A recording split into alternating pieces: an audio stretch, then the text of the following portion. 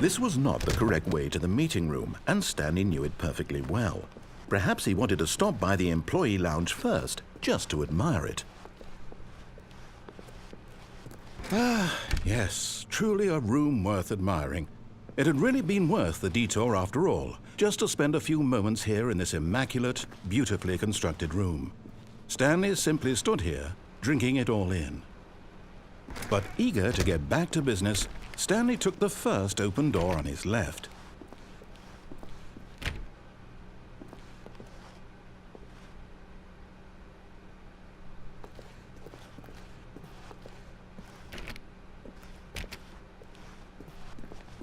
Stanley was so bad at following directions, it's incredible he wasn't fired years ago.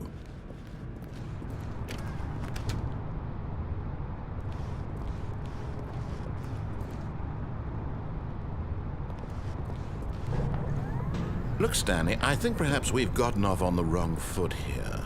I'm not your enemy, really, I'm not.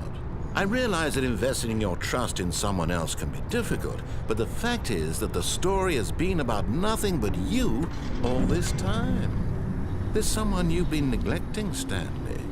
Someone you've forgotten about. Please, stop trying to make every decision by yourself. Now, I'm not asking for me, I'm asking for her. This is it, Stanley. Your chance to redeem yourself. To put your work aside, to let her back into your life. She's been waiting.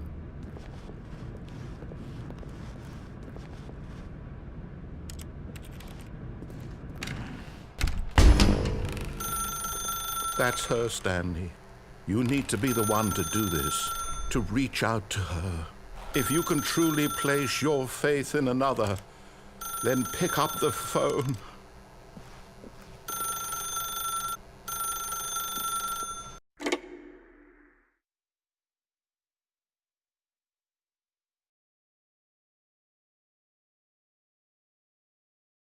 Is that you?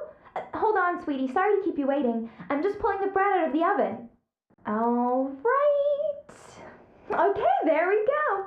All right, now, I want you to come in and tell me all about your day. Gotcha. Oh, come on. Did you actually think you had a loving wife who'd want to commit their life to you? I'm trying to make a point here, Stanley. I'm trying to get you to see something. Come inside. Let me show you what's really going on here.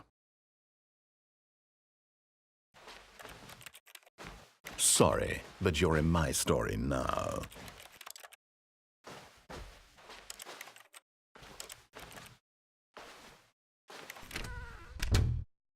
This is a very sad story about the death of a man named Stanley. Stanley is quite a boring fellow. He has a job that demands nothing of him, and every button that he pushes is a reminder of the inconsequential nature of his existence. Look at him there, pushing buttons, doing exactly what he's told to do. Now he's pushing a button. Now he's eating lunch. Now he's going home. Now he's coming back to work. One might even feel sorry for him, except that he's chosen this life.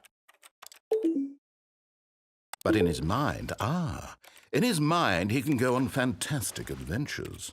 From behind his desk, Stanley dreamed of wild expeditions into the unknown, fantastic discoveries of new lands. It was wonderful, and each day that he returned to work was a reminder that none of it would ever happen to him. And so he began to fantasize about his own job. First, he imagined that one day while at work, he stepped up from his desk to realize that all of his co-workers, his boss, everyone in the building had suddenly vanished off the face of the earth. The thought excited him terribly. So he went further. He imagined that he came to 2 open doors and that he could go through either. At last, choice. It barely even mattered what lay behind each door. The mere thought that his decisions would mean something was almost too wonderful to behold. As he wandered through this fantasy world, he began to fill it with many possible paths and destinations. Down one path lay an enormous round room with monitors and mind controls. And down another was a yellow line that weaved in many directions. And down another was a game with a baby. And he called it the Stanley Parable. It was such a wonderful fantasy, and so in his head he relived it again, and then again, and again, over and over, wishing beyond hope that it would never end, that he might always feel this free. Surely there's an answer down some new path, mustn't there be? Perhaps if he played just one more time. But there is no answer. How could there possibly be? In reality, all he's doing is pushing the same buttons he always has. Nothing has changed. The longer he spends here, the more invested he gets, the more he forgets which life is the real one.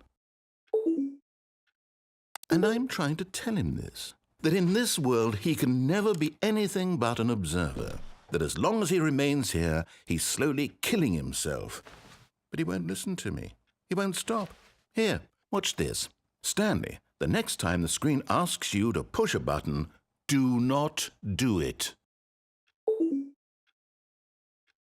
You see? Can he just not hear me? How can I tell him in a way that he'll understand that every second he remains here, he's electing to kill himself? How can I get him to see what I see? How can I make him look at himself? I suppose I can't, not in the way I want him to. But I don't make the rules. I simply play to my intended purpose, the same as Stanley. We're not so different, I suppose. I'll try once more to convey all this to him. I'm compelled to. I must. Perhaps, well, maybe this time he'll see. Maybe this time. And I tried again, and Stanley pushed a button. And I tried again, and Stanley pushed a button. And I